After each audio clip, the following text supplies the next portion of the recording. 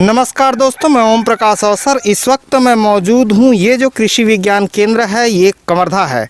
छत्तीसगढ़ के कवर्धा के कृषि विज्ञान केंद्र पे मैं मौजूद हूँ और मेरे साथ जो मैम खड़ी हैं, नाम जरा मैं पूछ दूँ। राजेश्वरी साहू, विषय वस्तु विशेषज्ञ उद्यानिकी हूँ। और यहाँ पे क्या दिखाएंगे मैडम? ये नर्सरी है। मैं अभी यहाँ पर आपको नर्सरी पौधे कैसे तैयार करते हैं सब्जियों के, उसके बारे में आपको मैं जानकारी दूंगी। इसमें टमाटर है, टमाटर, गोभी, मिर्च, हाँ, प्याज, बैगन, ये सभी चीज़ें हम लोग उत्पादन करते हैं नर्सरी। उसके बाद किसानों को देते हैं कवर्धा के ही किसानों को। ऐसा नहीं है, अच्छा, जहाँ जरूरत हो जाती है, अगर उनको जरूरत है हाँ, तो हम उनको भी प्रोवाइड करते हैं।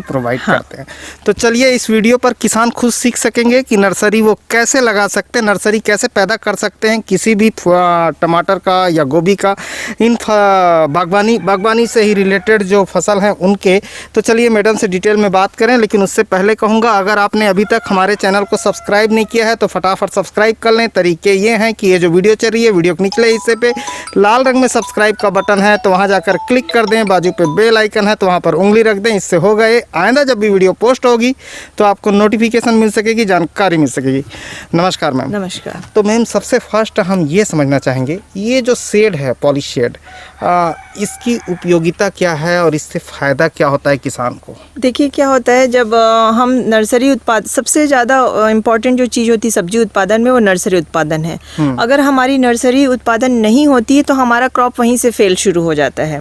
तो इस तरह के स्ट्रक्चर से क्या होता है, असमय जो बारिश होती है, कीड़े, धूप, ये सारी चीज़ें नर्सरी को बहुत ज़्यादा अफेक्ट करती है। अगर हम प्रोटेक्टेड कंडीशन में करते हैं, शेड नेट में, तो इन सब चीज़ों से हम बचाव करके प्रोटेक्टेड वे में हमारी नर्सरी को तैयार करते हैं। अगर नर्सरी हमारी तैयार हुई तो मान के चलिए 90% आपका सक्सेस यहीं शुरू हो जाता है सब्जी उत्पादन में। मतलब नर्सरी जितना बेटर रहेगा, हाँ, उतना अच्छा आपका सब्जी उत्पादन होगा, चाहे टमाटर हो, चाहे गोभी हो, चाहे और कुछ, सभी सब्जियों। क्योंकि क्या होता है, सबसे महंग जो बीज की बात करें तो सब्जियों के बीज बहुत ज़्यादा महंगे होते हैं, और आजकल तो हाइब्रिड का प्रचलन है, और हाइब्रिड बीज इतने ज़्यादा महंगे होते हैं, अगर नर्सरी उसकी फेल हो गई तो किसान को इकोनॉमिक लॉस फर्स्ट स्टेज पे ही हो जाता है। तो इसीलिए नर्सरी उत्पादन के लिए इस तरह के स्ट्रक्चर में लगना बहुत ज़रूरी है। कीट का प्रकोप बढ़ जाता है, अचानक 10 दिन में आप देखेंगे कि गलने लगते हैं, डैम्पिंग ऑफ की समस्या होती है। नर्सरी के 30 दिन में ही कीट प्रकोप आ गया, बीमारियां आ गई, गलन शुरू हो जाता है। अगर इस तरह से प्रॉब्लम को हम लोग नहीं समझ पाते हैं, सही ढंग से हमारा ब्रेड प्रिपेयर नहीं है, तो ये नर्सरी के साथ ही पौधों में चला जाता है बीमारियां, सारी बीमारियां, और वो आगे चल के फिर आप जब फसल लेंगे तो वो पूरे क्रॉप ड्यूरेशन के दौरान आपको उसका असर दिखाई देगा। अच्छा मैम, ये जो हम टमाटर की नर्सरी देख रहे हैं, ये तकरीबन कितने दिन की होगी? ये लगभग 21 दिन की है। अब ये बिल्कुल लगाने की अवस्था में है। अच्छा। तो कोई किसान अगर नर्सरी लगाने के लिए लेता है तो कितने दिन के टमाटर की नर्सरी इस्तेमाल? लगभग 21 से 25 दिन का हम लोग अनुशंसित करते हैं, वो सबसे सही स्थिति होती है। आप देखिए, हम लोग देना शुरू भी कर चुके हैं और ये 4-5 दिनों में उठाव हो जाएगा। अच्छा, हाँ। तो कोई खरीदता है तो कितने रुपए में जैसे देते हैं? हमारे यहाँ नॉर्मल जो अगर ओपी वेराइटीज़ है तो सरकार द्वारा रेट अनुशंसित है। जैसे ओपी वेराइटीज़ उसका 50 रुपये सैकड़ा है, और हाइब्रिड है तो 80 रुपये सैकड़ा है। अच्छा, ये कौन सी वेराइटी है जिस पे हम खड़े हैं? हम लोग अभी ये ओपी वेराइटी है। अच्छा, और उधर जो देख रहे हैं वो हाइब्रिड है, ब्रीडर सीड है। अच्छा, ठीक है। और तो ये नर्सरी कोई तैयार अगर किसान करना चाहे तो उसको बीज कहाँ से मिलेगा? फिर बीज ही लेगा वो नर्सरी के लिए? देखिए, क्या होता है, बीज तो अगर जैसे हम लोग बीज मंगाते हैं, वो भारत के जो अनुसंधान केंद्र है, जैसे कि भारतीय कृषि अनुसंधान केंद्र नई दिल्ली, वाराणसी सब्जी अनुसंधान केंद्र है, और आपके बेंगलोर में है ना, यहाँ से मंगा के हम किसानों को बीज मंगा के नर्सरी उत्पादन करके प्रोवाइड करते हैं। लेकिन अगर किसान, कुछ इनके जो अच्छे बीज होते हैं, जैसे पूसा रूबी, अब मार्केट में भी मिलने लग गए हैं, तो जो अच्छी किस्में होती है सरकार उसको प्राइवेट में भी देती है कि वो सीड बना के बेच सकते हैं। तो इस तरीके से किसान चाहे तो हमसे संपर्क कर सकते हैं, या तो फिर कृषि विज्ञान केंद्र जिले के जहाँ पर भी हैं वहाँ संपर्क करके वो बीज ले सकते हैं, या तो फिर मार्केट में जो अनुशंसित किस्में हैं वो कृषि विज्ञान केंद्र से पूछ के अनुशंसित किस्मों को लगा लें। अपने यहाँ तैयार कर सकते हैं। अच्छा मैम, एक चीज़ और मैं पूछूंगा, जैसे टमाटर के लिए मिट्टी कैसी होनी चाहिए, टमाटर करते हैं तो? टमाटर की खेती करने के लिए, हम्म। टमाटर की खेती करने के लिए सिर्फ बहुत ज़्यादा रेतीली को छोड़ के मध्यम भारी मिट्टी भी चलेगी। काली मिट्टी और दोमट मिट्टी, ये मिट्टी उपयुक्त है। अच्छा, जैसे आप छत्तीसगढ़ के अलग अलग कृषि विज्ञान केंद्रों पे रही है, तो अलग अलग जगह की अलग अलग मिट्टी है। तो कवर्धा और धमधा एरिया पे तो टमाटर होता है। तो जैसे मैं बात करूं बाय द वे धमतरी की, पाटन की, तो वहाँ की ज़मीनों पर भी ये कर सकते हैं टमाटर? कर सकते हैं, बिल्कुल कर सकते हैं। बस ध्यान ये रखना है, जैसे धमतरी की बात आप कर रहे हैं तो बिल्कुल काली मिट्टी है। हाँ। तो सब्जियों के केस में क्या होता है, हमें हमेशा पानी निकलने का स्रोत अच्छा होना चाहिए। जैसे कि अगर पानी कहीं रुक रहा है तो वहाँ आप कितनी भी अच्छी मिट्टी हो, आप सब्जी की खेती नहीं कर सकते हैं। ड्रेनेज बोलते हैं जिसको, तो वो अगर प्रॉपर है तो आप कहीं पर भी मल्च ड्रिप के थ्रू आप सब्जी की खेती कर सकते हैं। जो छत्तीसगढ़ी में भर्री बोलते हैं वैसा होना चाहिए। भर्री भी मतलब पानी नहीं रुकना चाहिए, पानी नहीं है रुकना ना? चाहिए। पानी अगर रुकता है तो वो बहुत नुकसानदायक होता है सब्जियों के लिए, फलों के लिए, फूलों के लिए। उद्यानिकी फसलों के लिए यही एक है कॉन्सेप्ट कि पानी नहीं रुकना चाहिए। अच्छा, एक वैज्ञानिक के तौर पे मैम, जैसे हम पूछें तो छत्तीसगढ़ में सबसे अच्छा प्रॉफिट टमाटर की कौन सी वैरायटी दे रही है या देने लायक है, जो सब सूट करती हो एटमॉस्फेयर को, इनकम पे, मतलब किसान को ज़्यादा अर्निंग दे पाए, ऐसा कोई वैरायटी है आपकी नज़र? अब जैसे कि ऐसे में अभी तो जैसे बात करते हैं तो लोग प्राइवेट वैरायटीज़ को, है ना, बहुत ज़्यादा उसका एक जोर है और लोग ये चाहते हैं। पर हम लोग तो, हम अगर कृषि विज्ञान केंद्र की ओर से बात करें तो पूसा रूपी वैरायटी भी बहुत अच्छी है, अविनाश वैरायटी काफ़ी अच्छी है। जो लोगों को टमाटर में भी एक चीज़ होती है, अलग अलग कैटेगरी के लिए, अलग अलग पर्पस के लिए वैरायटीज़ डेवलप होती है। जैसे ये पूसा रूबी है ना, जो खट्टे टमाटर होते हैं, जिनको आप प्रोसेसिंग यूनिट के लिए केचप, सॉस, इस तरह से, जिसमें रस ज़्यादा रहता है ना, तो इस तरह की वैरायटीज़ है ये। अच्छा। तो टेबल पर्पस के लिए अलग वैरायटी, जैसे सलाद के लिए आप चाहेंगे तो अलग वैरायटी, इस तरीके से वो डिपेंड करता है मार्केट पे। मतलब ये ग्लोबल मार्केट की वैरायटी है, जैसे इसको टमाटो केचप पे सेल करना चाहते हैं। हाँ, ये प्रोसेसिंग यूनिट के लिए बेटर है। जैसे हम लोग भी घरों में थोड़ा रस वाला ही टमाटर यूज करते हैं ना, हाँ। बिल्कुल सूखा तो नहीं करते। तो इसलिए ये वैरायटीज बहुत चलन में है। और आप अगर चाहेंगे तो अलग अलग पर्पस के लिए अलग अलग वैरायटीज रिकमेंडेड हैं।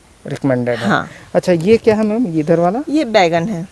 अच्छा, बैगन की ये कौन सी वैरायटी है? ये काशी उत्तम है, जो वाराणसी से आई है। वाराणसी की? हाँ, सब्जी अनुसंधान केंद्र वाराणसी की है। अच्छा। हाँ, तो ये छत्तीसगढ़ में ये अनुशंसित है। छत्तीसगढ़ के लिए अनुशंसित जो किस्में हैं उन्हीं को हम यहाँ मंगाते हैं। जो सुटेबल होंगी वो मंगाते हैं। हर क्षेत्र के लिए अनुशंसित रहती हैं, तो वो किस्में ही हम लोग यहाँ मंगा के दे सकते हैं। तो ये कितने दिन की है? ये भी लगभग 20-21 दिन की है। सारे आप देखेंगे जितने भी नर्सरी हैं। तो अच्छा, इसकी रोपाई कितने दिन में करनी है फिर? 25 से 30 दिन के अंदर। ये रिकमेंडेड है, इतने दिन पे आपको करने हैं? लगभग सभी सब्जियों के जो होते हैं 21 से 30 दिन के अंदर आपको नर्सरी को रोपाई कर लेनी चाहिए। अच्छा मैम, मुझे एक चीज़ और बताइए, इसमें रासायनिक खाद इस्तेमाल करती हैं नर्सरी में कि नहीं करती हैं, और करती हैं तो कितना करती हैं? देखिए क्या होता है, जब अगर हम नर्सरी बेड प्रिपरेशन करते हैं तो हमको ध्यान ये रखना है, सबसे पहले तो नर्सरी बेड का जो साइज़ है वो अनुशंसित है। जैसे कि 1 मीटर चौड़ा, 1 मीटर चौड़ा, 1 मीटर चौड़ा, 5 मीटर लंबा। और जैसे थोड़ा आपको बारिश के दिन में नर्सरी बेड प्रिपेयर करें तो आधा फीट उठा के उसको बनाइए। अच्छा, आधा फीट जमीन से ऊपर रहेगा। हाँ, तो वो रेस्ड बेड कहलाता है ना। और जैसे गर्मी का दिन है तो वहाँ पानी रुकने का डर नहीं है, तो उसमें हम उसी बेड को थोड़ा नीचे बना देते हैं, उसको संकन बेड बोलते हैं। अच्छा। ताकि हवा का जब तूफान, गर्म हवा चले तो उससे वो हवा निकल जाए और पौधा हमारा सुरक्षित हो। ओके, है ना। तो अब जैसे हम ठंड के दिन में कर रहे हैं तो इसमें चूंकि अब पानी जैसे पलाएं तो बाहर निकल जाए करके हम लोग थोड़ा इसको उठा के ही बनाए हैं। तो जब बनाते हैं तो हमको ध्यान ये रखना है 5 मीटर लंबा हो, 1 मीटर चौड़ा हो और आधा फीट उठा हुआ हो। उसके बाद इसमें अच्छे से मिट्टी को भुरभुरी करनी है, जितने ढेले होते हैं उसको अच्छे से फोड़ लेना है, भुरभुरी कट के फिर हमको जब हम गोबर खाद इसमें डालते हैं तो ये ध्यान रखना चाहिए कि बहुत सड़ा हुआ ही गोबर खाद सबसे ज़्यादा दुश्मन, जो बड़ा दुश्मन है ना, अगर आपने गोबर खाद के नाम पे अधसड़ा अगर डाल दिया तो सारी बीमारियों का जड़ नर्सरी पौधे के लिए वही होता है। तो हमको ध्यान रखना है कि अच्छे सड़े हुए गोबर खाद ही इस्तेमाल करने हैं, लगभग 10 किलो। अगर वो नहीं है तो आप वर्मी कंपोस्ट यूज़ कर लीजिए। वर्मी कंपोस्ट, हाँ, और वर्मी कंपोस्ट को आप मिला दीजिए पूरे बेड में। उसके बाद हम बेड में लगभग 15-15 सेंटीमीटर की दूरी में, लाइन से लाइन 15 सेंटीमीटर का दूर रखेंगे और लाइन खींचेंगे। और उसमें फिर हम बीज को बोआई करने से पहले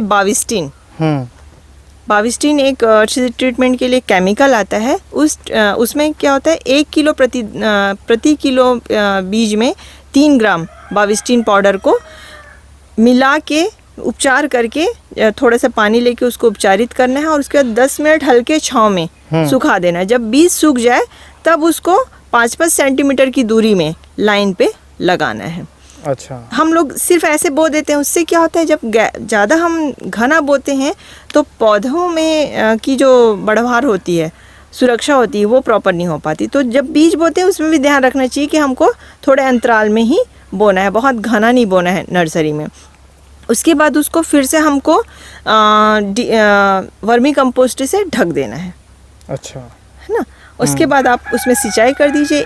1 हफ्ते के अगर बारिश का दिन है तो क्या होता है, बारिश के दिनों में पानी का तेज़ बहाव रहता है तो उसमें आप पैरा ढक दीजिए। बारिश या ठंड के दिनों में क्या होता है कि थोड़ा पैरा ढक देंगे तो क्या होता है, उसमें गर्मी से वो जर्मिनेशन सही रहता है। और पानी बारिश के दिनों में जब पानी का बहुत तेज़ बूंदे पड़ती तो उससे बीज नहीं फेंकाते, क्योंकि इसके बीज बहुत छोटे होते हैं। तो उस समय पैरा जब आप ढक देंगे तो उससे बचाव होगा। अच्छा। और ठंड के दिनों में उससे गर्मी मिलेगी तो जर्मिनेशन जल्दी होगा। जैसे ही जर्मिनेशन आपको दिखता है आप पैरा हटा दीजिए। ओके। फिर उससे आप पानी से या उसका ठंड का कोई असर नहीं होगा। और अगर आप पैरा नहीं भी लगाते हैं तो इस तरीके से भी आप नॉर्मल वे में उगा सकते हैं। 1 हफ्ते में जर्मिनेशन दिखने लगेगा। उसके बाद 10 दिन में आप फिर से साफ़ पाउडर 3 ग्राम प्रति लीटर पानी की दर से, मतलब अगर आप एक स्प्रेयर 15 लीटर पानी घोल रहे हैं तो लगभग 45 ग्राम आपको लगेगा। उसको घोल के पूरे 10 दिन में कम से कम एक बार डालना है, क्योंकि 10 दिन में ही इसमें गलन शुरू होता है नर्सरी में। 10 दिनों बाद आप देखेंगे पौधे इक्के दुक्के गलने लगते हैं। अगर उस समय हमने पानी पलो दिया तो वो तेज़ी से फैलते हैं, क्योंकि ये जड़ के माध्यम से गलन फैलता है। तो उस समय पानी नहीं चलाना है 10 दिनों के बाद, और उसमें साफ़ पाउडर आपको अप्लाई कर देना है। फिर दूसरे दिन से आप पानी चलाना शुरू कीजिए तो जो गलन होंगे वो रुक जाएंगे। अच्छा। फिर आप चाहें तो 20 दिन मतलब 15 दिन बाद आपको लगता है तो और कीजिए, अगर सीवीआरटी दिख रही तो, अदरवाइज़ करने की ज़रूरत नहीं है। फिर 21 दिन के बाद आप इसको रोपाई कर सकते हैं। 21 दिन के बाद इस तरीके से रोपाई कर सकते हैं। मैडम ने बहुत अच्छी जानकारी दी है, मैम ने। और कमरधा और इस क्षेत्र के जो जिनकी पहुंच हो वो यहाँ पहुंच के ले सकते हैं। ये तमाम नर्सरी के यहाँ पे मिलेंगे, जैसे टमाटर है, उधर गोभी है, ये सब ले सकते हैं और फ़ायदा उठा सकते हैं।